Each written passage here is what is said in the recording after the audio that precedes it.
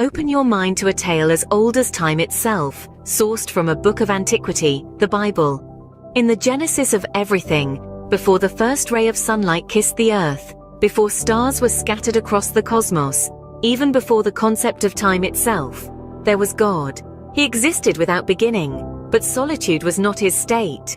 In his divine essence, God was three distinct entities, coexisting harmoniously, each one equal and eternal.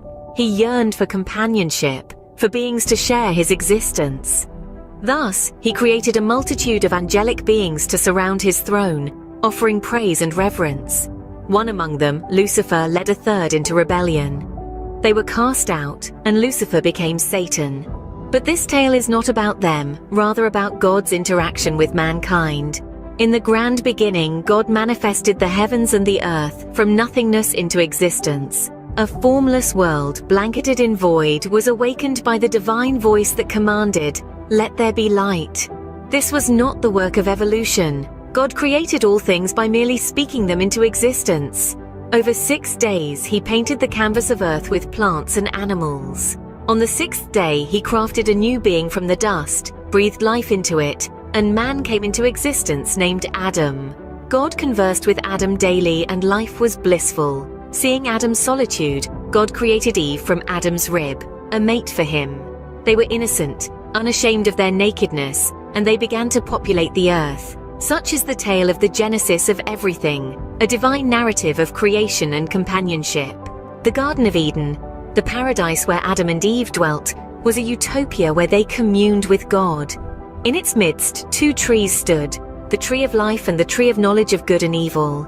God commanded Adam and Eve not to eat from the tree of knowledge, warning that disobedience would result in death.